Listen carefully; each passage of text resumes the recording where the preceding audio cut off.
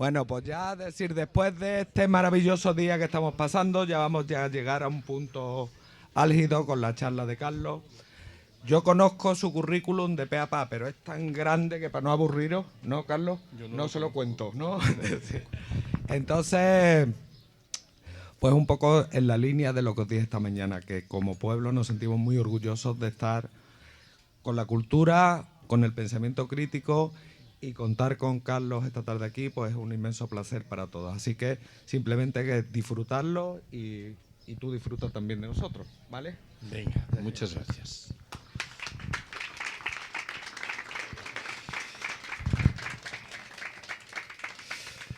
Pues muchas gracias por vuestra invitación y gracias también a quienes estáis aquí por estar presentes. Esta mañana pensaba en lo que debía hacer en esta charla. Y digo que lo pensaba porque la consideración de que iba a desarrollarse a las 4 de la tarde tenía por fuerza que marcar un poco mis opciones. Formalmente yo debía presentar mi último libro, que es una obra que se titula Breviario de Ecología Libertaria. Pero me pareció que era preferible hacer algo más ameno, asentado en el procedimiento de contar historias, de contar batallitas. Y mi opción en provecho de esto último se ha visto refrendada por una circunstancia azarosa. Como ya soy mayor, no mido muy bien qué es lo que meto en la mochila en materia de libros para los viajes. Y no he traído ningún ejemplar del Breviario de Ecología Libertaria, con lo cual no parecía que tuviera mucho sentido presentar un libro como ese. De tal forma que, bueno, creo que nadie se va a enfadar si le propongo una disertación más amena y, en su caso, moderadamente divertida. Os voy a contar 16 historias. 3 de ellas tienen un carácter teórico. Las otras 13 son más formalmente historias, cuentos, relatos, en su caso chistes. Me vais a permitir que antes de entrar en materia justifique el procedimiento. Cuando daba clases en la universidad, ahora estoy felizmente jubilado, en algunos momentos me tocó hablar de una materia singularmente conflictiva como es las identidades. Y durante mucho tiempo asumía un ejercicio académico convencional, citar autores, definiciones, clasificaciones, pero un buen día me di cuenta de que a mí lo que me interesaba era subrayar la complejidad de la discusión sobre las identidades y que al respecto las anécdotas eran mucho más feraces que cualquier disertación de carácter teórico. Aunque nada tienen que ver con lo que nos convoca hoy, me vais a permitir que relate 2 de esas anécdotas. La primera habla de la relación entre identidad y lengua, la segunda de la relación entre identidad y religión. ¿Qué cuenta la primera historia? En las décadas de 1970 y 1980 había en las Islas Baleares un cantautor de habla catalana muy conocido que se llamaba Guillem de Fac. Guillem de Fac era negro porque su padre, su madre, o ambos, no lo sé, habían llegado a las islas procedentes de Guinea Ecuatorial. Cuenta la leyenda que un buen día Guillem de Fac entró en un bar de un pueblo perdido del centro de la isla de Mallorca y se topó con la típica escena española. 4 viejecitos jugando al dominó y el propietario del bar al otro lado de la barra. Era la primera vez en su vida que veían un negro. Se abrió camino una escena de película del oeste. Guillem de Fac se fue aproximando poco a poco a la barra y al llegar pidió en catalán un café. Dijo, un cafetet, si us plau. Entonces el propietario del bar, al oírle hablar en catalán, dijo, ay, menos mal, pensábamos que era usted negro. ¿Cuál es la segunda historia? En la Yugoslavia federal, la Yugoslavia de Tito, hasta 1980, la religión era un fenómeno tolerado como conducta individual, pero reprimido como manifestación colectiva. Cuando Tito murió en 1980, se convirtió, sin embargo, en un elemento identitario fundamental. Sabéis que la mayoría de los eslovenos y de los croatas son católicos, la mayoría de los serbios son ortodoxos, la mayoría de los mal llamados bosnios musulmanes son musulmanes. A finales de la década de 1990, ya terminada la guerra, se procedió a elaborar un nuevo censo en la República. Y en una localidad del sur se montó una oficina censal a la que acudió un paisano, un hombre mayor, quien pidió lo ayudasen a rellenar su ficha. El funcionario correspondiente le pregunta los datos, nombre, apellido, estado civil, domicilio, y en un momento determinado le dice religión. El anciano, un poco turbado, dice, no, yo no. Religión. No, disculpe, yo no soy creyente. Religión.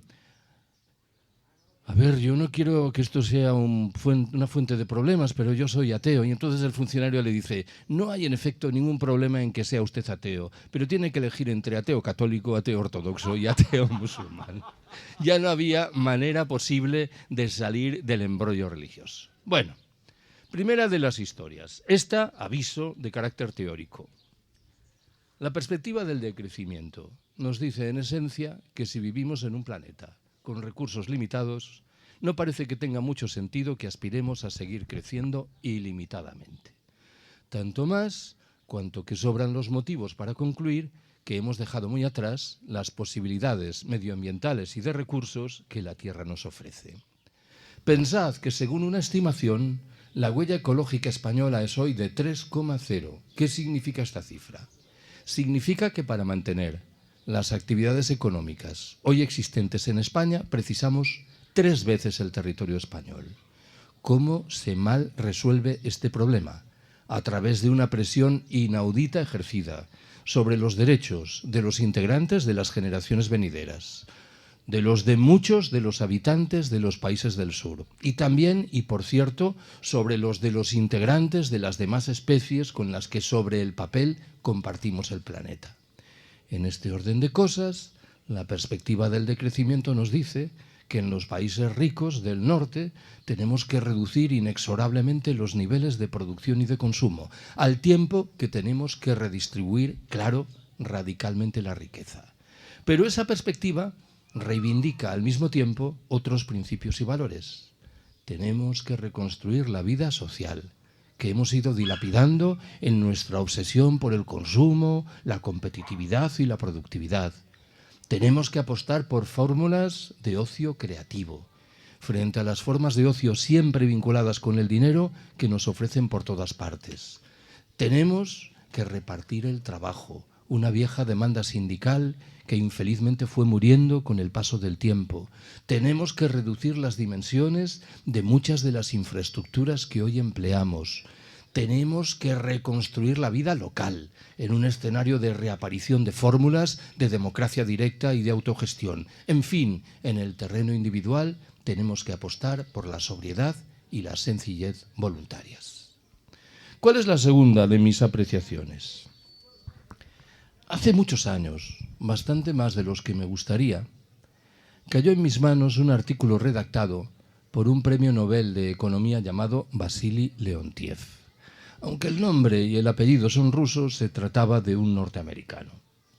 En ese artículo, Leontiev asumía una comparación entre los sistemas de transporte de Estados Unidos y de China.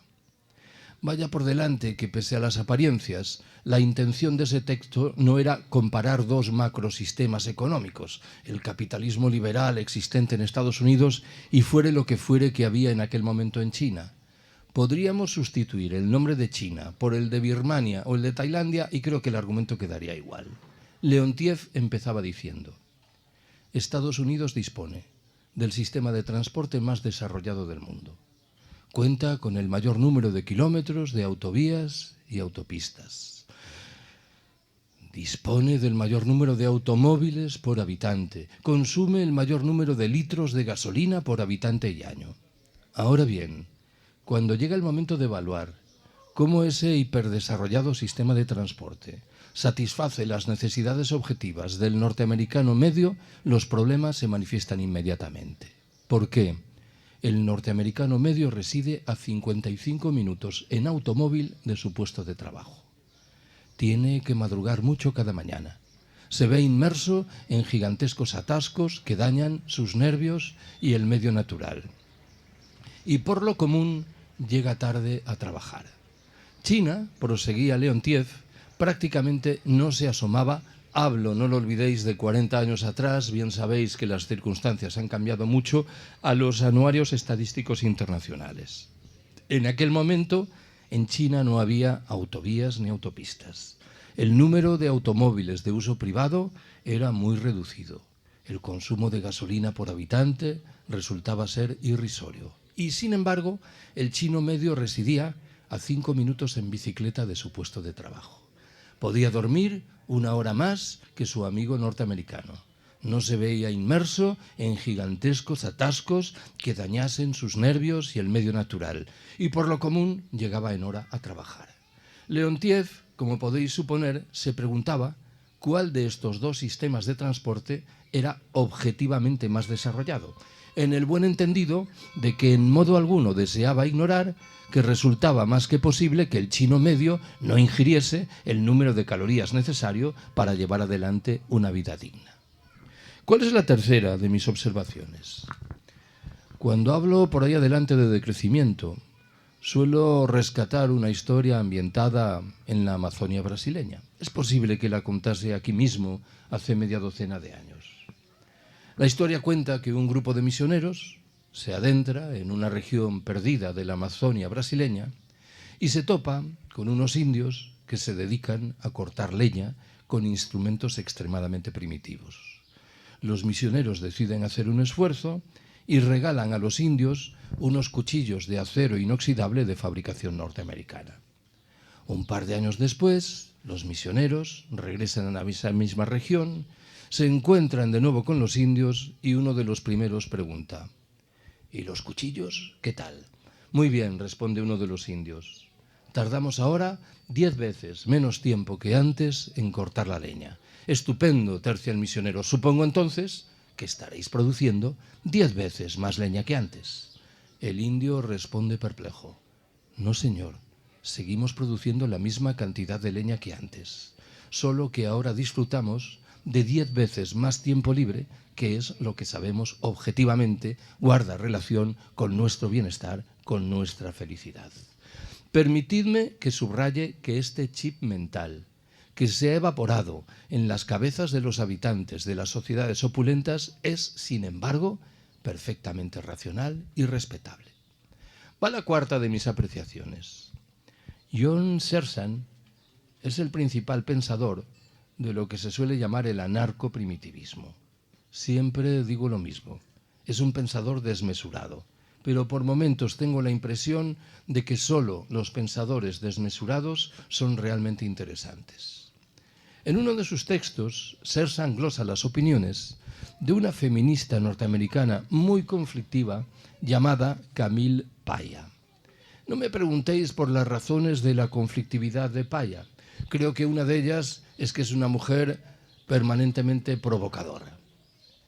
En uno de sus trabajos, Paya cuenta que paseando un día por las calles de una ciudad en Estados Unidos, se topó con un gigantesco camión que era portador de una formidable grúa, y le vino a la memoria la capacidad tecnológica de los antiguos egipcios. Anotó: si las sociedades humanas, en vez de haber estado dirigidas por los hombres, lo hubieran estado por las mujeres, nunca habríamos alcanzado este maravilloso desarrollo tecnológico. Seguiríamos viviendo en modestísimas chozas de paja. Searson entiende que la respuesta lógica, casi me atrevería a decir biológica, ante semejante afirmación, consiste, claro, en negar la mayor y en afirmar lo contrario. Si las sociedades humanas hubieran estado dirigidas por mujeres, habríamos alcanzado el mismo o mayor desarrollo tecnológico que el que hemos alcanzado hoy. Sugiere Searson que no es una respuesta muy afortunada. ¿Por qué?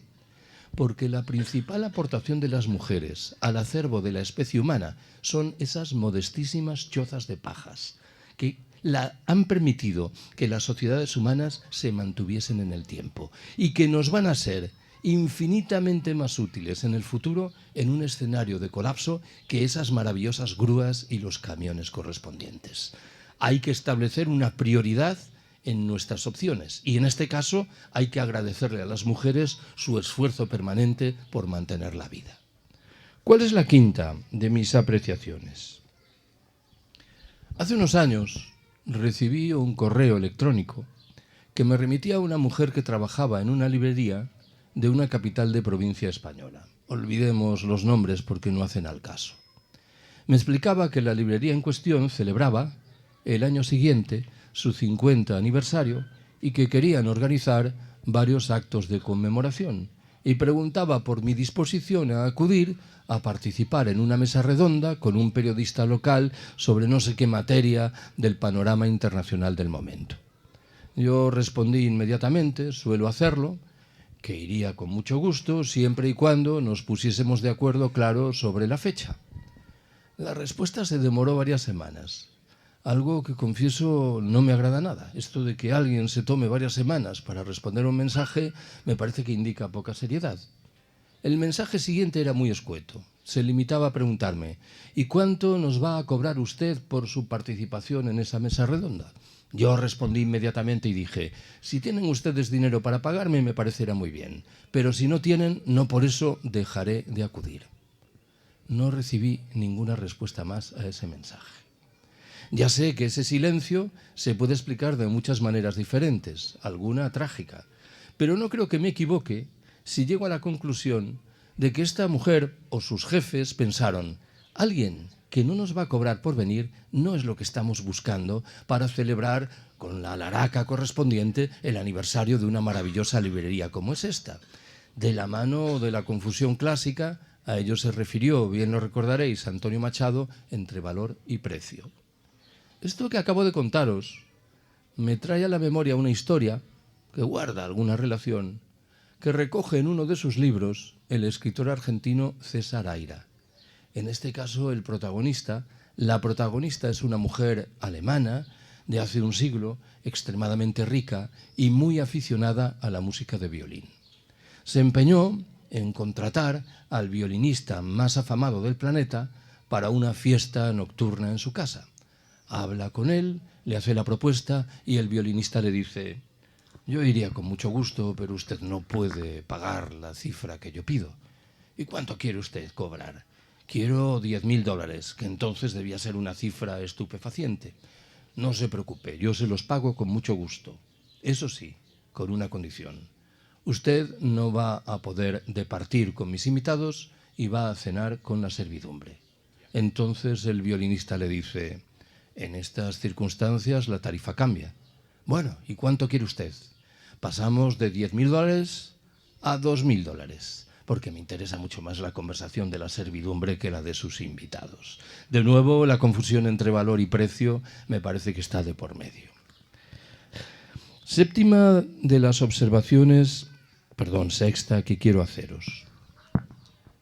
Hoy Juan se ha referido con muy buen criterio a debates como estos. Permitidme que intente explicaros cuál es mi visión relativa a una discusión de estricta actualidad como es la de los parques eólicos terrestres, en el buen entendido de que la mayoría de las cosas que voy a decir se pueden predicar de otras muchas parafernalias más o menos similares. Hay gente que sigue sorprendida ante el hecho de que quienes de siempre hemos defendido energías renovables nos mostremos muy remisos a aceptar la mayoría de las manifestaciones que nos proponen hoy de esas energías. Creo que las razones son 4. La primera es el hecho de que la mayoría de esos parques se aprestan a desplegarse, o se han desplegado ya, en hábitats naturales extremadamente delicados. Y no hay ningún motivo para concluir que van a contribuir a mejorar el escenario correspondiente. Estoy seguro de que varias de las personas que estáis aquí habéis visto esa película maravillosa titulada Asbestas. En un momento de la película, el francés, que es portador de conciencia ecológica, le pregunta al campesino gallego asilvestrado qué va a hacer con el dinero que le van a pagar por sus tierras para levantar una de estas parafernalias. Y el campesino responde que va a comprar un taxi y se va a marchar a la ciudad, a Ourense, a ganarse la vida. El mensaje es claro. Ese dinero no va a revertir en provecho de la reconstrucción del hábitat natural del pueblo de origen. Permitidme que en este caso haga un comentario colateral. Yo soy gallego y estoy un poco harto de películas que retratan a todos los campesinos gallegos como gentes carentes de conciencia medioambiental. En general, a todos los campesinos, gallegos o no. Pareciera como si la liberación tuviese que llegar siempre de fuera. De unos franceses en el caso de esa película, de unos holandeses en la historia real que está por detrás de la película, de unos madrileños, de unos coruñeses o de unos vigueses, que para el caso me da igual. Yo conozco muchos campesinos gallegos con hondísima conciencia ecológica, de tal suerte que agradecería que algún director de cine les prestase también atención. La segunda razón que me aconseja rechazar la mayoría de esos parques es el hecho de que ratifican un esquema en virtud del cual el medio rural debe seguir abasteciendo de energía a las grandes ciudades y a las grandes industrias.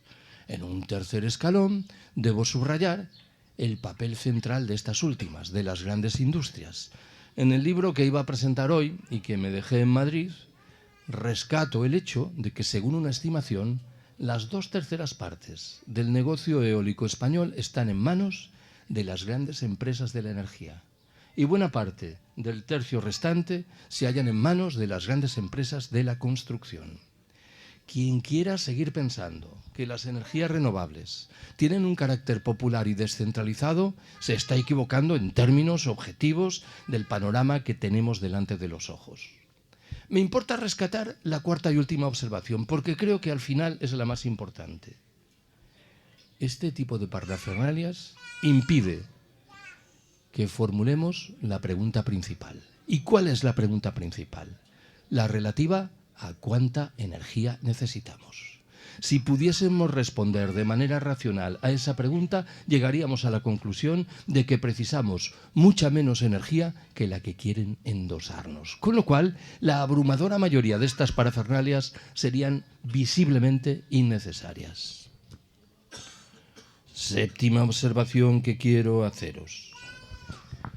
Hace media docena de años me invitaron a dar 3 charlas sobre decrecimiento en institutos de bachillerato de la Galicia rural. En cada uno de los salones de actos había un centenar de adolescentes. En la primera charla, sin yo saber muy bien por qué, se me ocurrió preguntar, y repetí la pregunta en las otras 2, ¿cuántas de las personas que estaban allí sentadas disfrutaban de algún conocimiento, aunque fuese somero, de las faenas agrícolas y ganaderas? Recuerdo vivamente que en cada uno de esos salones de actos levantó el brazo una única persona, 3 en total, en los 3 casos varones. Llegué a la conclusión, claro, de que no tenía sentido formular esa pregunta en Madrid o en Barcelona. No sabemos absolutamente nada de las faenas agrícolas y ganaderas. 3 o 4 meses después, me cupo en suerte participar en una mesa redonda sobre soberanía alimentaria en Albacete. Escuché con muchísima atención la intervención de un hombre de mi edad que se presentó como aprendiz de campesino y explicó que en su pueblo, provincia de Albacete, 400 habitantes, lo último que los padres deseaban para sus hijos era que porfiasen en mantener las actividades agrícolas y ganaderas. Se me encendió entonces una bombilla que presentaba un lado saludable y otro que no lo era. ¿Cuál era la dimensión saludable? Probablemente entre esos adolescentes que tomaban asiento en los salones de actos de los institutos de la Galicia rural, había bastantes más que disfrutaban de cierto conocimiento de las faenas agrícolas y ganaderas. ¿Qué pasaba? Que les daba vergüenza confesar ese conocimiento. El conocimiento estaba allí, pero la posibilidad de que germinase en un escenario como ese era muy limitada. Fue en aquellos meses, azares de la vida, cayó en mis manos un libro que estudiaba, los manuales de texto que se empleaban en el sistema educativo español en el primer tercio del siglo XX. Había una asignatura omnipresente, horticultura. ¿Qué hemos hecho para perder de manera tan rápida y dramática conocimientos tan vitales en un escenario como el de un más que posible colapso venidero? Hay quien piensa, de la mano de un criterio que me parece muy respetable, que nos van a sacar de la estacada muchos de esos denostados emigrantes procedentes de áreas rurales, del África subsahariana y de América Latina, que guardan un tesoro de conocimientos que entre nosotros se está perdiendo. Voy a por la octava de mis apreciaciones, que tiene un cariz moderadamente teórico. Más que explicaros por qué pienso que existe un riesgo grave de colapso general del sistema, creo que tiene sentido que me acerque a otra pregunta, la relativa a cuáles son los rasgos previsibles de la sociedad que, en su caso, emergerá después de ese posible colapso. Bien podéis intuir que responder a esta pregunta reclama dosis muy notables de especulación. Me lanzo, sin embargo, a la tarea. El primer rasgo será una reducción en el tamaño de la población humana, que se ajustará, bien es cierto, a patrones diferentes según unas u otras regiones del planeta. En segundo lugar, asistiremos a un visible retroceso en la oferta de energía, que dará al traste con la civilización del automóvil, tal y como hoy la conocemos, y con el propio comercio internacional. Tened presente que, según una estimación, entre el 80 y el 90% de las mercancías que mueve el comercio internacional dependen de los containers, de los contenedores, y que esta es una herramienta de transporte que se halla ya en quiebra técnica evidente. En un tercer escalón, el colapso será un golpe muy fuerte que padecerán aquellas instancias que se caracterizan por la centralización y por el uso intenso de energía y tecnología. En lenguaje más llano, los estados, las grandes empresas, las fuerzas armadas padecerán lo indecible de resultas del colapso. En cuarto término, en el terreno económico, asistiremos a una vorágine en la que se darán cita un crecimiento económico negativo, el cierre de muchas empresas, la extensión del desempleo y subidas muy notables en los precios de los bienes básicos. Esto me parece que nos empieza a sonar. En ausencia de crecimiento, lo suyo es que el sistema financiero quiebre y se lleve consigo buena parte de la sanidad, de la educación y de las pensiones, con víctimas principales en las de casi siempre, ancianos, mujeres y niños. El golpe, en fin, será sin duda mucho más duro en las ciudades que en el mundo rural, en el buen entendido de que no todas las ciudades lo llevarán igual. Saldrán mejor paradas aquellas que están en encrucijadas de caminos, que cuentan a su alrededor con superficies agrícolas importantes, que disfrutan de agua en abundancia y que tienen un carácter más bien vetusto y tradicional. El modelo contrario, el de ciudad que padecerá lo indecible de resultas del colapso, lo ha aportado ya Detroit, la meca de la industria automovilística norteamericana, que ha experimentado su propio colapso en los últimos lustros. Aunque ratifico la tesis de que el escenario será más llevadero, en el mundo rural acabaremos por pagar los platos rotos derivados del mal uso de los suelos, del monocultivo, de la mecanización, de la mercantilización de todas las relaciones. Mucho me temo que, infelizmente, los problemas del mundo rural no terminarán ahí. En los últimos años he tenido muchas oportunidades de hablar sobre estas materias en lugares propios de la Iberia vaciada, en las comarcas más deprimidas. Y he llamado la atención sobre el hecho de que, al menos en primera instancia, esas comarcas serán las que mejor lo llevarán en el escenario del colapso. ¿Por qué? Porque son, por definición, las que menos dependen de energías y tecnologías que tienen que llegar de lejos. Hace media docena de años compartí con Antonio Turiel, nuestro máximo experto en el llamado Pico del Petróleo, una mesa redonda en Binéfar, un pueblo de la provincia de Huesca colindante con Cataluña. Aunque no es una comarca particularmente deprimida, llamé la atención sobre las ventajas derivadas de una baja densidad de población, de una vida agrícola razonablemente activa y de la disposición de agua en abundancia. ¿Cuál era entonces el problema principal de Binéfar? El problema principal radicaba en el hecho de que Binéfar está a 200 kilómetros de Barcelona y en la eventualidad de un colapso general del sistema, lo suyo es que se produzca una huida masiva de población procedente de las grandes ciudades y de las no tan grandes en busca de escenarios más llevaderos, con lo cual las teóricas ventajas iniciales de estos últimos bien pueden trocarse rápidamente en lo contrario. ¿Cuál es la novena de mis apreciaciones? He contado esta historia 1000 veces y permitidme que subraye que lo de 1000 veces en este caso no es una metáfora. Acabé hartísimo de la historia. Además, era como un artista al que le preguntaban, cuenta esta, el artista que se ve obligado a cantar una canción siempre la misma. A buen seguro, bueno, ya no estoy muy seguro de esto, que la conté aquí en Berrocal. Me refiero a la parábola del pescador mexicano. ¿La conté? Bueno, pero queréis que la cuente de nuevo, ¿verdad? ¡Sí! Otra. La historia está ambientada en un lugar de la costa mexicana. Un paisano se encuentra medio adormilado junto al mar, un turista norteamericano se le acerca, entablan conversación y en un momento determinado el turista pregunta: ¿y usted a qué se dedica? ¿En qué trabaja? Yo soy pescador. Caramba, un trabajo muy duro. Trabajará usted muchas horas cada día, ¿verdad? Bastante, sí. ¿Cuántas horas trabaja como media cada jornada? Qué sé yo, le echo a la pesca un par de horitas o 3. ¿Pero qué me dice usted y qué hace con el resto de su tiempo? Yo me levanto tarde, pesco un par de horas, juego un rato con mis hijos, duermo una siesta con mi mujer y al atardecer salgo a beber unas cervezas. Muy bien. Pero, ¿cómo es usted así?, reacciona airado el turista norteamericano. ¿Qué quiere decir? ¿Que por qué no trabaja más, hombre? ¿Y para qué?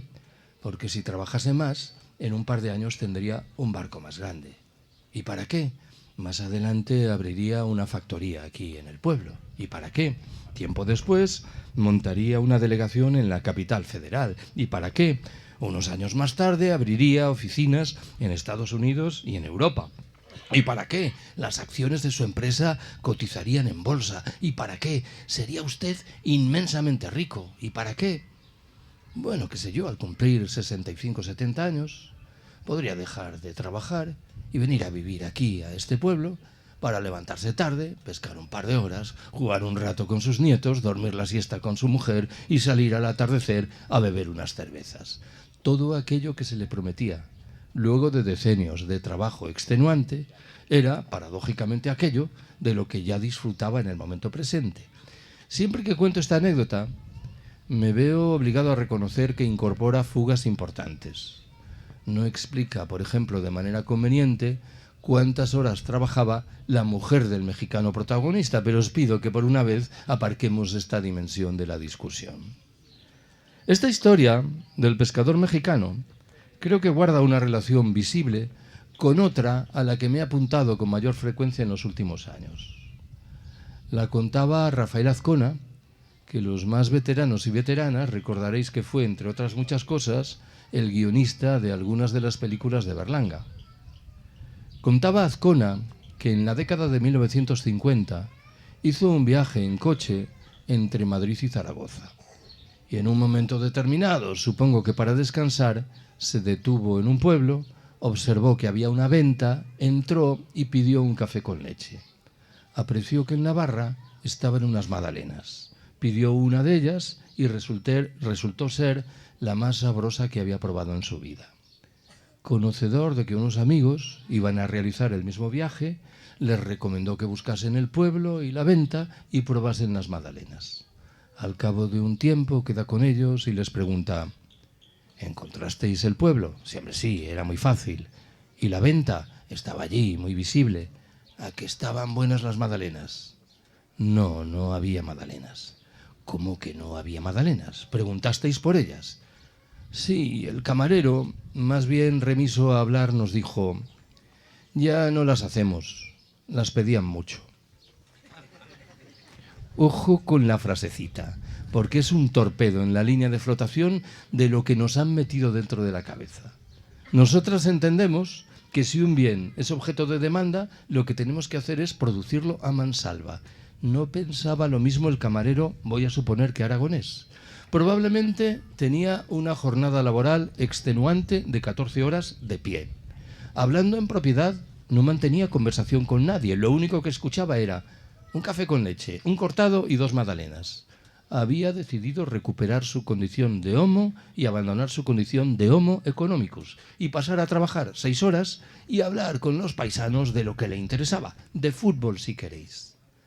Permitidme que subraye que ni el pescador mexicano ni el camarero aragonés son revolucionarios.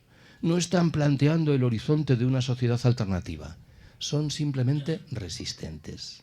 Son gentes que se niegan a aceptar la imposición frenética del trabajo, de la explotación, de la productividad, del consumo, de la competitividad.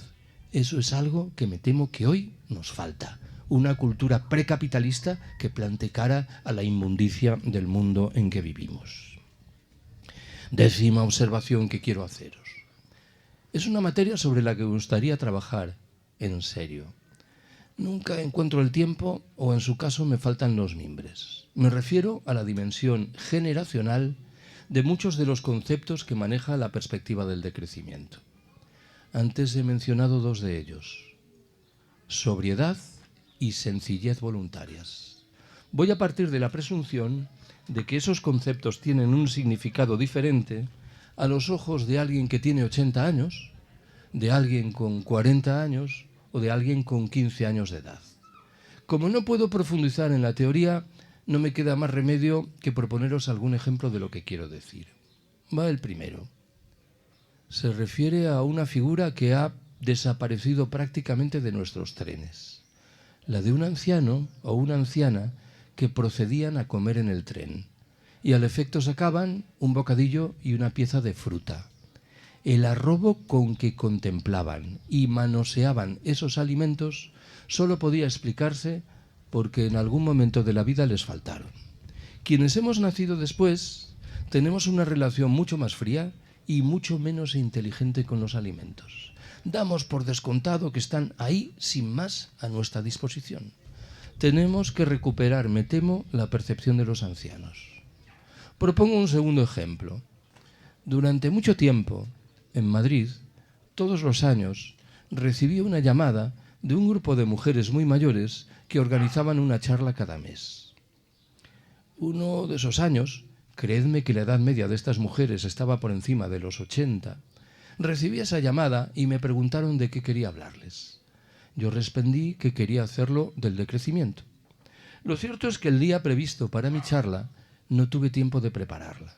Prepararla en este caso significa sentarte en una mesa y pensar en quién te va a escuchar, reorientar en su caso los ejemplos, las teorizaciones. De tal forma que le conté a estas buenas señoras lo que suelo contar cuando hablo de decrecimiento, y lo hice cargado de temores, temeroso de que no comprendiesen lo que quería subrayar, temeroso, si tengo que ser un poco exagerado, de que me linchasen a la salida. No ocurrió tal cosa. Yo creo que estas buenas señoras entendieron rapidísimamente lo del decrecimiento. ¿Por qué? Especulo. Probablemente volvieron la mirada a la década de 1950. Una etapa por muchos conceptos muy dura de sus vidas. El franquismo más ultramontano y oscurantista. Y sin embargo, el recuerdo que tenían de lo que acabo de llamar sobriedad y sencillez voluntaria era manifiestamente grato. Estoy pensando, para que me entendáis, en un momento en el que un jersey tenía que durar 10 años y en el que era literalmente impensable tirar a la basura un mendrugo de pan. Estas buenas señoras, claramente situadas en la rueda de la sociedad de consumo, conservaban en el interior de sus cabezas un espacio razonablemente virgen que, convenientemente estimulado, podía provocar sorpresas agradables. Voy a por un tercer y último ejemplo de esto último. En las universidades de la Unión Europea hace 13 años que se aplica el llamado Plan de Bolonia. La principal innovación, voy a utilizar este término solemne, en el terreno pedagógico es la entronización de los seminarios. Los profesores teníamos que impartir seminarios y el alumnado que padecerlos. Yo llegué a la conclusión de que el único uso razonable de ese tiempo consistía en organizar debates con mis alumnos. No lo he dicho bien, debates de mis alumnos. Yo procuraba oficiar de moderador neutro. El primer año de aplicación de los seminarios de Bolonia me produjo una honda preocupación certificar cómo, a los ojos de la mayoría del alumnado, las sociedades solo progresan en virtud de la competición más feroz, del codazo más descarnado. Y desmantelar esta forma de entender el mundo no es una tarea sencilla, siquiera solo sea por una razón. Da cuenta de una parte de la realidad. Sería absurdo que yo negase que hay una dimensión competitiva en la acción de la especie humana. Lo único que podía hacer era recordar que la acción de esa especie no se agota en la dimensión competidora, que muchas veces guarda relación con la lógica de la solidaridad, de la colaboración y del apoyo mutuo. En algún momento, muy atrevido yo, me atreví a sugerir al alumnado que leyese un libro maravilloso, El apoyo mutuo de Kropotkin. Kropotkin es uno de los grandes pensadores anarquistas a caballo de los siglos XIX y XX. ¿Qué hace Kropotkin en el apoyo mutuo? Demostrar empíricamente que hay muy numerosos y muy consistentes ejemplos de especies animales que progresan a través de la cooperación y de la solidaridad, y no de resultas de la competición más feroz. Esto que cuento a continuación nada tiene que ver con lo que hoy me ocupa, pero siempre me viene a la memoria. El primer año de aplicación de los seminarios de Bolonia, yo arrastraba un mal hábito. Al final de cada seminario, grupos de 40 alumnos, de primero de una facultad de Derecho en una universidad pública, formulaba una pregunta que debía ser respondida a mano alzada. Durante una semana, los diferentes grupos de seminarios discutieron sobre el franquismo. Y la pregunta que yo formulaba era, de quienes estáis aquí, ¿quiénes simpatizáis con Franco y quiénes no? Y siempre había 5 o 6 alumnos, por lo común varones, que declaraban simpatizar con el franquismo. Pero en uno de esos grupos solo levantó el brazo un alumno para declarar sus simpatías por Franco. Y por su vestimenta se ajustaba al estereotipo del ácrata de la clase. Pañuelo palestino, pelo muy largo, barba, cinto en la cabeza. Y yo pensé, no lo pensé, pero queda bien que lo diga así, que yo era víctima de un programa de cámara oculta a ver cómo reaccionaba. Y reaccioné mal porque le dije, te estás descojonando de mí. Y el pobre hombre echó mano de los numerosos pantanos que había construido Franco. No sé si sabéis que Franco no construyó ningún pantano, pero en fin, la historia se escribe así. Era un miércoles, me tocaba a mi hija Ana en casa. Ana tenía entonces 15 años y yo estaba muy sojuzgado por el debate relativo al franquismo. Y nada más llegar a casa le digo, Ana, por cierto, ¿tú de Franco qué piensas? Muy rápida respondió, era un hijo de la gran puta. Dice, bueno, pero ¿sabrás algo más? Y dice, bueno, sí, que era el abuelo de una que concursa en Mira quién baila. Permitidme que subraye que es un comentario singularmente hiriente con el general Franco. El personaje prominente pasaba a ser la nieta que concursaba en televisión y Franco era como el abuelillo que quedaba un poco extraviado en la historia. 1/10 de mis observaciones. Incluyo esto aquí porque hace unos meses, en Ponferrada, en El Bierzo, una amiga me preguntó por qué no había incluido en mi disertación ninguna de las anécdotas que establecen una relación entre el sexo y el decrecimiento. Yo dije, bueno, pues ¿por qué no hacerlo? Aunque de nuevo el vigor teórico de las consideraciones se ha limitado. Cuando en los últimos 15 años he ido hablando por ahí adelante de decrecimiento, subrayo que la perspectiva correspondiente no tiene un carácter triste y sombrío. Se asienta en la certeza de que podemos vivir mejor con menos, si redistribuimos la riqueza y acrecentamos la dimensión de nuestra vida social. Y suelo agregar que cuanto a los principales pensadores y pensadoras decrecentistas se les pregunta por el intercambio sexual, responden, valga la paradoja, que hay que acrecentar las relaciones correspondientes, algo que justifican sobre la base de la idea de que es necesario recuperar la vida social que hemos ido dilapidando en nuestra obsesión por el consumo y la competitividad.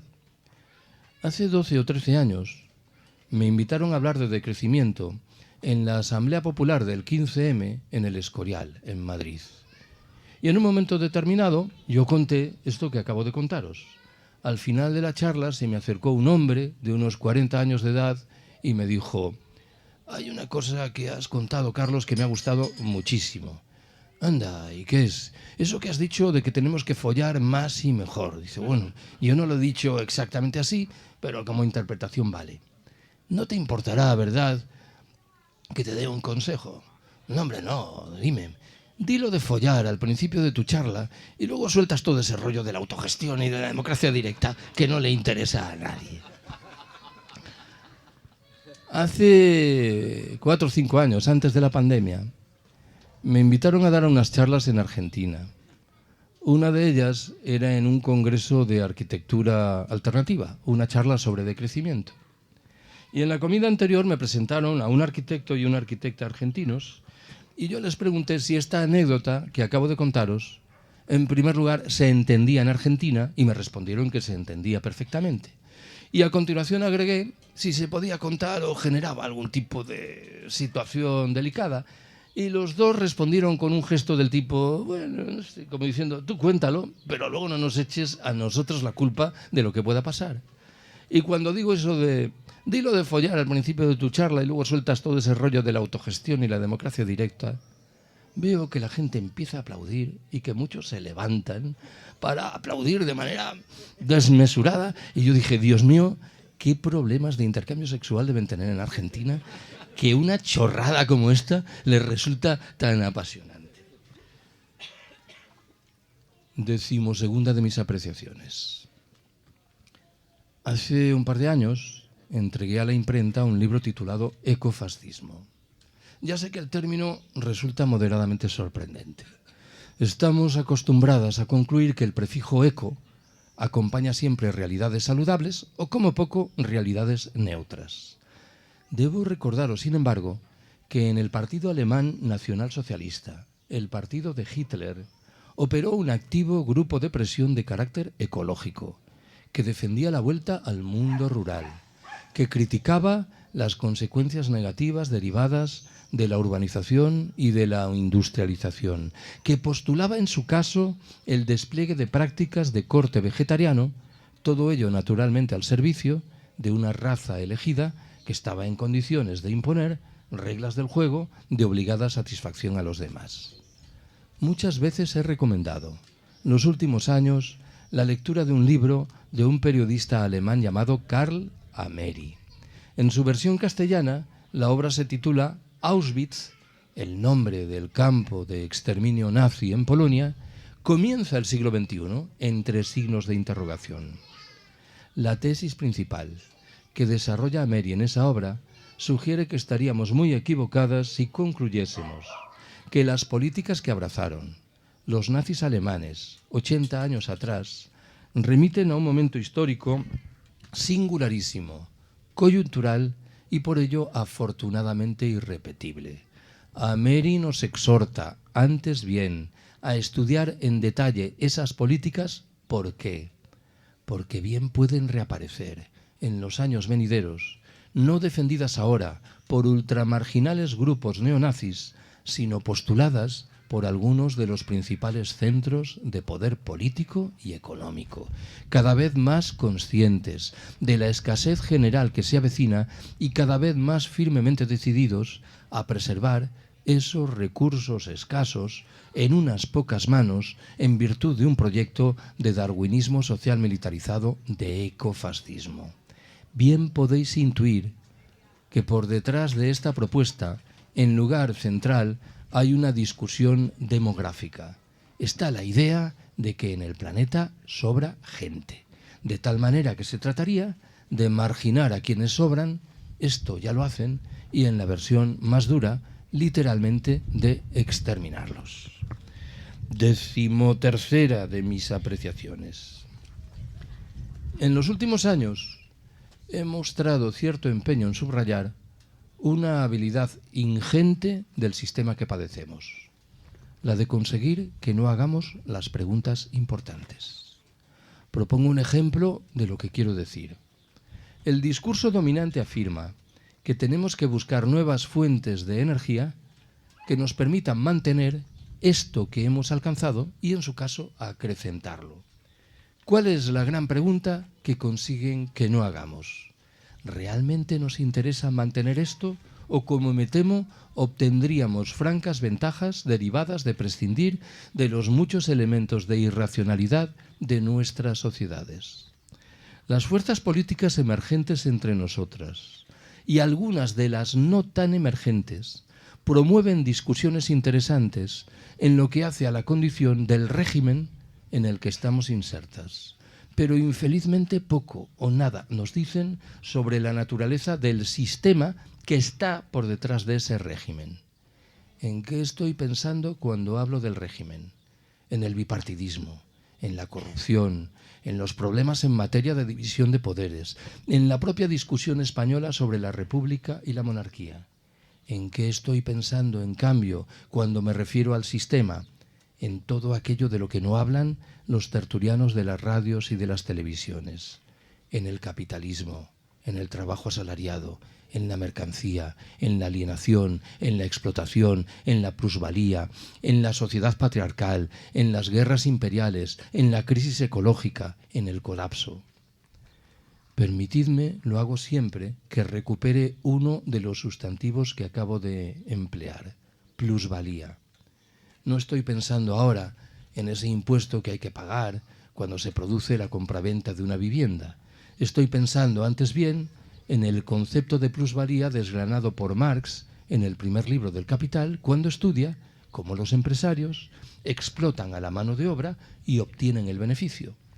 Hace media docena de años corrió por las redes sociales una frase que creo daba en el clavo. La frase más o menos decía: tú que estás tan preocupado, tan inquieto, tan indignado con la corrupción, ya verás cómo vas a flipar el día en que te enteres de lo que es la plusvalía. La corrupción remite a un fenómeno inquietante, sistémico, pero lo de la plusvalía da cuenta de la explotación cotidiana, los 365 días del año, de miles de millones de seres humanos. ¿Cuánto tiempo dedicamos a discutir sobre la corrupción y cuánto asignamos en cambio a la plusvalía? Me temo que el panorama es literalmente desolador. 14ª, ya voy terminando, de mis apreciaciones. En los últimos tiempos, de nuevo, me da por pensar que cuando hablo en público de estas materias, la mitad de las personas asistentes piensan que soy un optimista descarnado y la otra mitad estiman que soy un pesimista sin posibilidad de salvación. No preciso recordaros que digo lo mismo para las unas y para las otras. Sospecho que al respecto es más importante lo que cada cual lleva dentro de la cabeza que lo que yo objetivamente esté contando. Voy a intentar transmitiros un mensaje que remite a lo que voy a llamar un optimismo moderado, que bebe de dos circunstancias diferentes. La primera vinculada con algo que puede ocurrir en los años venideros en los países ricos del norte, y la segunda relativa a una realidad ya consistente que se hace valer en muchos recintos de los países del sur. ¿Cuál es el primero de esos dos factores? Creo que tenemos el derecho y la obligación de preguntarnos qué va a ocurrir en los países ricos del norte cuando las señales anunciadoras de un colapso general sean aún más claras que las que ya tenemos delante de los ojos. ¿Por qué habríamos de rechazar el horizonte de que una parte de la población de esos países reaccione ante esas señales en virtud de una apuesta por proyectos colectivos asentados en el apoyo mutuo solidario? ¿Qué es lo que me ronda en la cabeza cuando enuncio este argumento? Lo he dicho 1000 veces. Hemos prestado muy poca atención a esos grupos de apoyo mutuo que germinaron en los momentos iniciales de los confinamientos hace algo más de 4 años. Me interesan por varias razones. La primera es la menos importante.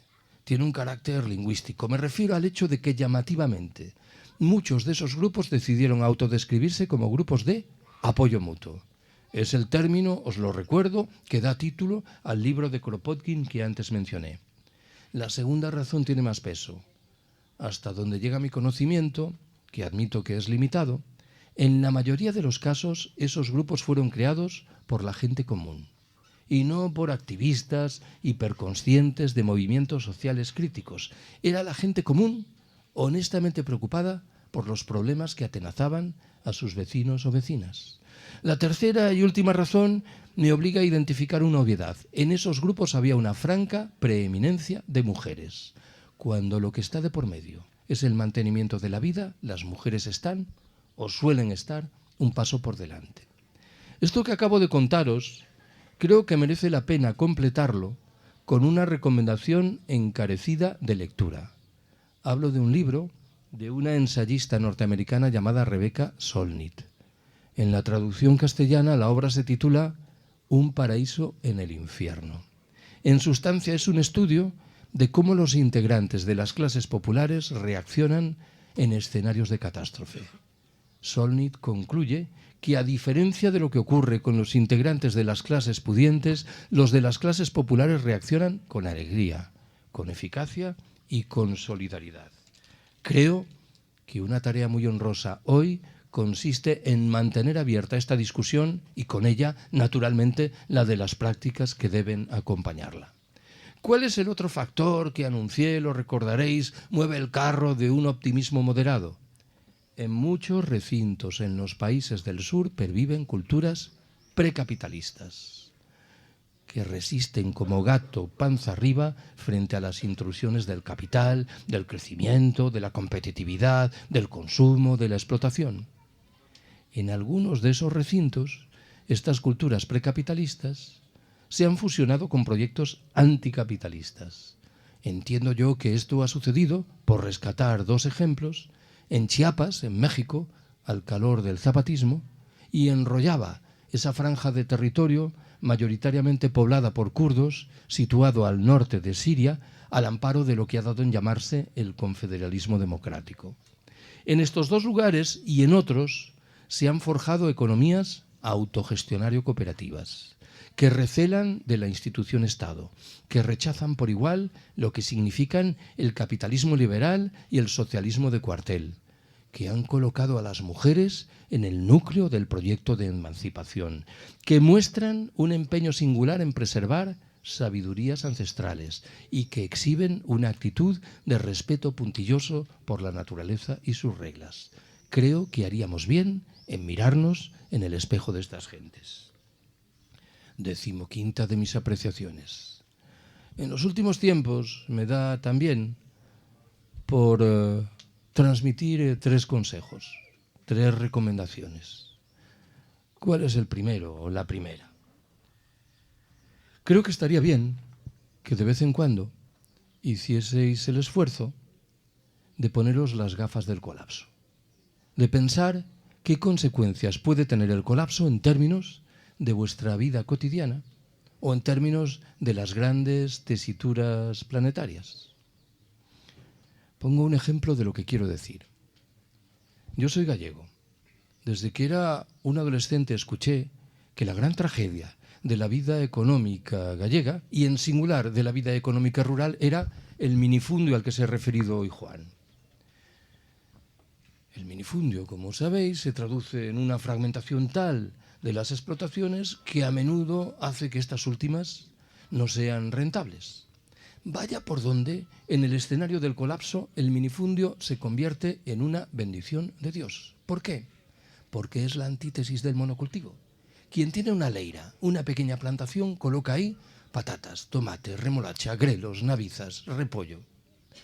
Hace un par de años presenté uno de mis libros, de este sí he traído alguna copia, Iberia vaciada, en Jaén. Y yo le pregunté a mis amigos y amigas jienenses qué iban a comer en el escenario del colapso. Aceitunas. Permitidme que subraye que este debate no es para dentro de 30 o 50 años. Tiene que estar ya sobre la mesa. Y nunca mejor dicho esto de sobre la mesa. Segunda recomendación.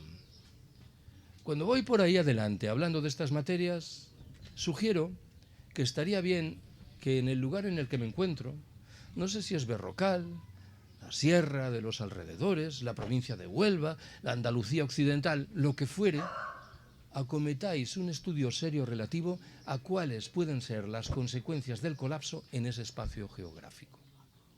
Un estudio serio, multidisciplinar. Pongo de nuevo un ejemplo de lo que quiero decir. Hace un par de años presenté, esto se ha ido, ¿no? Sí. Presenté en Palencia con P de Pamplona, ese libro que acabo de mencionar, Iberia vaciada. Y en el debate, muy atrevido yo, me atreví a sugerir que la ciudad de Palencia satisfacía razonablemente esos 4 requisitos que probablemente recordaréis antes mencioné para dar cuenta de un colapso razonablemente llevadero. Encrucijada de caminos, superficies agrícolas importantes en los alrededores, agua en abundancia y carácter vetusto y tradicional.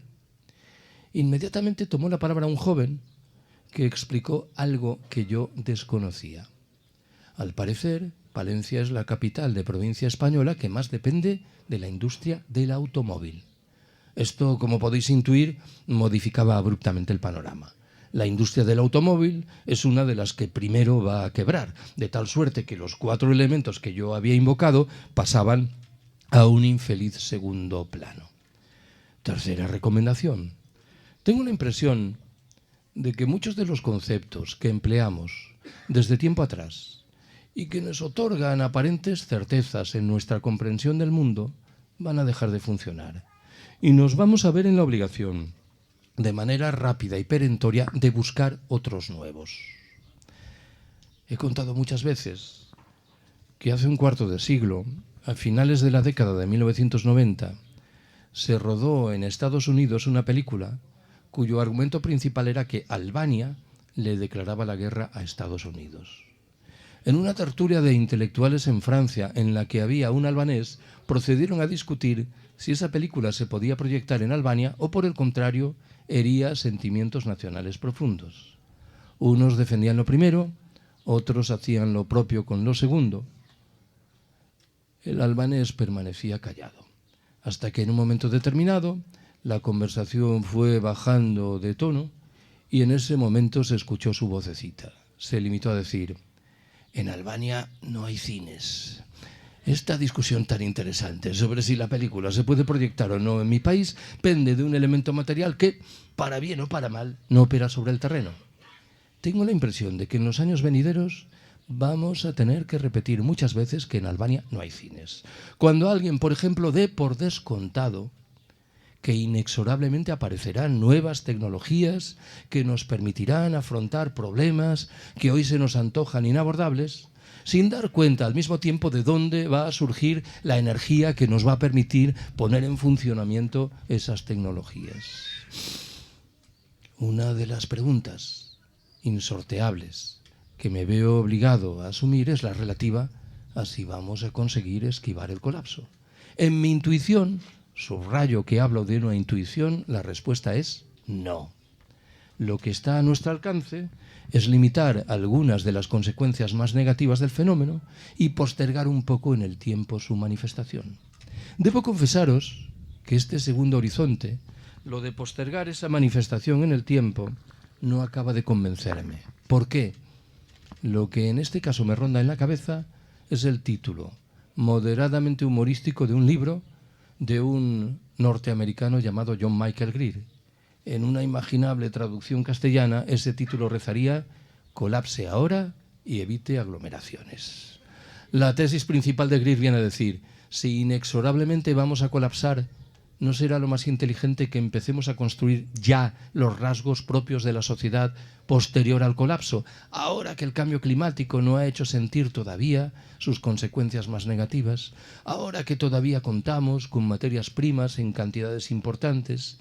Desde el recordatorio de que la mayoría de los colapsos registrados en el pasado tuvieron consecuencias saludables en lo que hace a reruralización, desjerarquización y autonomía local, y desde la intuición, en fin, de nuevo la intuición de que el colapso puede borrar de un plumazo muchos de los problemas que nos acosan en lo que hace a la propiedad privada y a la deuda.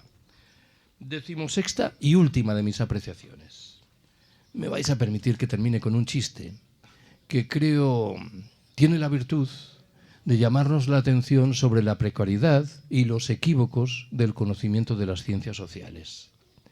Esta historia la escuché hace bastantes años en labios de un amigo serbio-chileno, Elías Milojevic, infelizmente ya fallecido, pero he podido comprobar que tiene versiones más o menos similares en muchos lugares.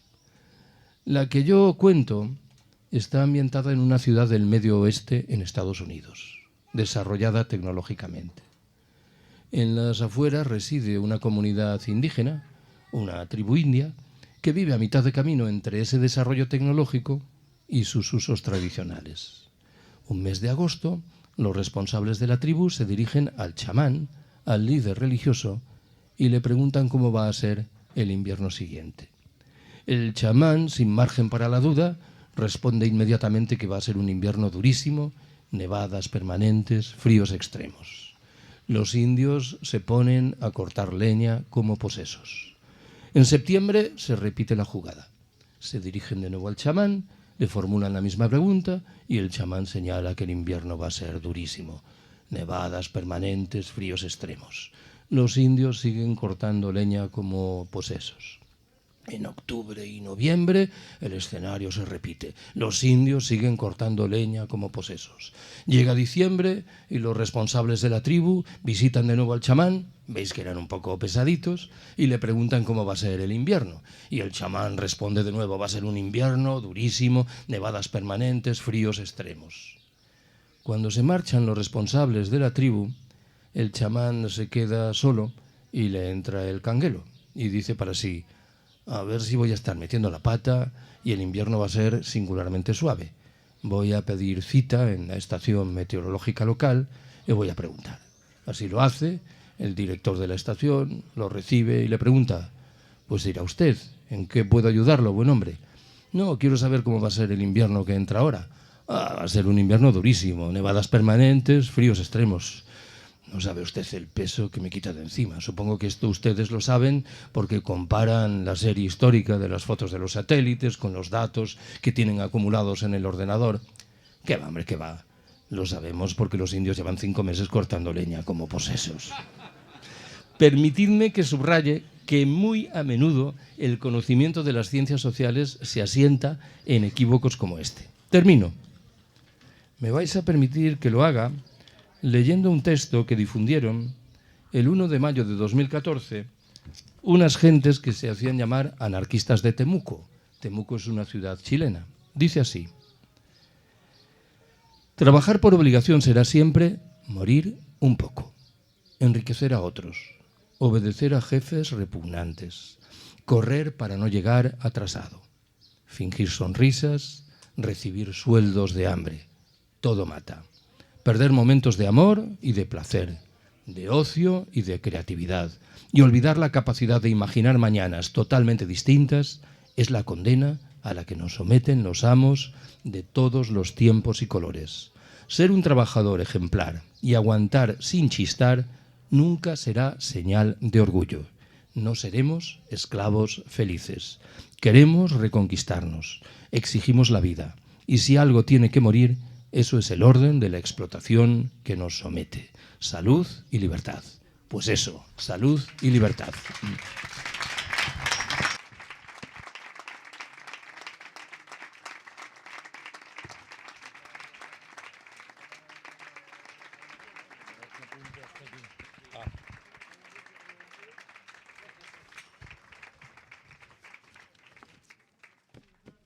Juan.